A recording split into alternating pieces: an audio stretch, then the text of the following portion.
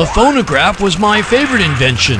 Until I came up with it in 1877, no one had ever recorded music or any sound for that matter. The heart of the machine is a grooved cylinder. First you cover it with tin foil, then lower the stylus into place. Then just turn the crank and talk into the mouthpiece. Well, shout actually. Mary had a little lamb whose fleece was white as snow, and everywhere that Mary went the lamb was sure to go. That's what I said in the very first phonograph recording. No one, even the head of my machine shop, thought it would work, so I bet him $2 and a box of cigars. I won.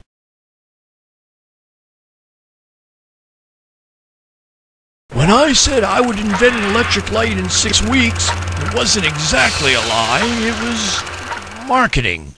The biggest nut to crack was the filament in the center of the bulb.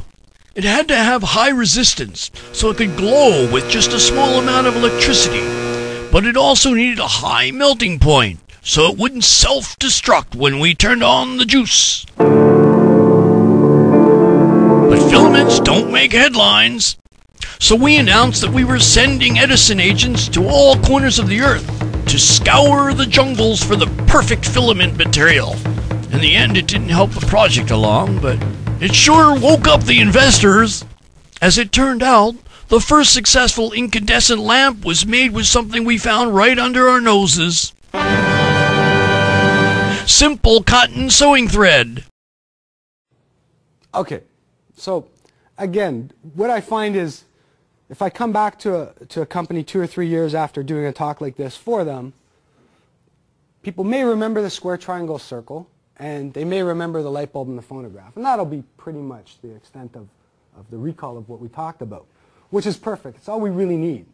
Because very often those guys will send me descriptions and I'll say, hey, Ken, is this a light bulb or is this a phonograph? And they'll say, don't even say anything else. I know what you're talking about. Let me work on this. And when they resubmit the description to me, I'll say, that's exactly what we were looking for.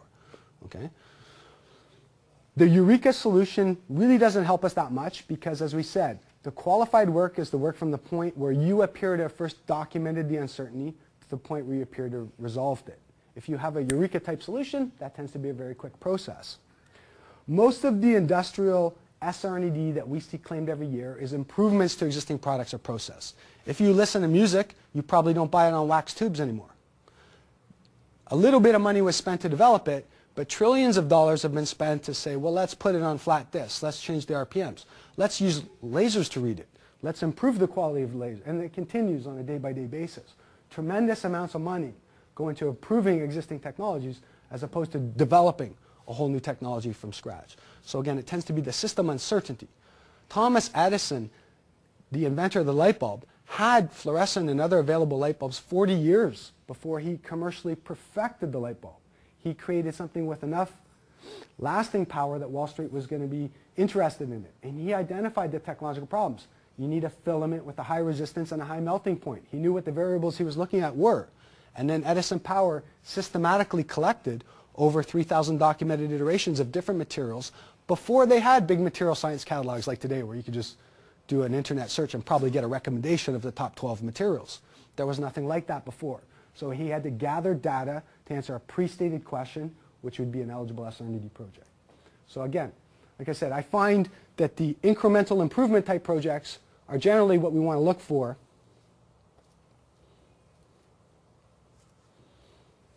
As opposed to the Eureka type solutions. Hey, Ed. Okay. We'll go a quick review through some actual projects now for 4 different industries, and then we'll take a quick break. So what I like to do is, one, use a numbering system for the projects that makes it intuitive whether a project was started in a prior year and continuing in this year, or whether it's a new project. And now, as in the last year, the CRA's form asks that. Is this a project continuing from the prior year, or is this a new project? Nevertheless, I still like my numbering system.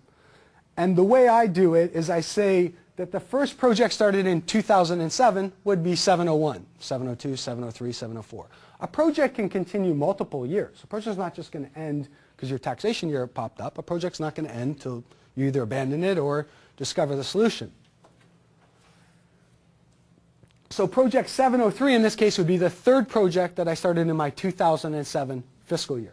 Projects 801 to 803 would be the first, second, and third project I started in my 2008 taxation year.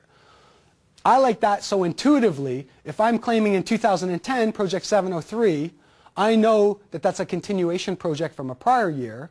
And not only that, that it's the third year I've been claiming for it. So it's a relatively long project. It tells me all those things all at once.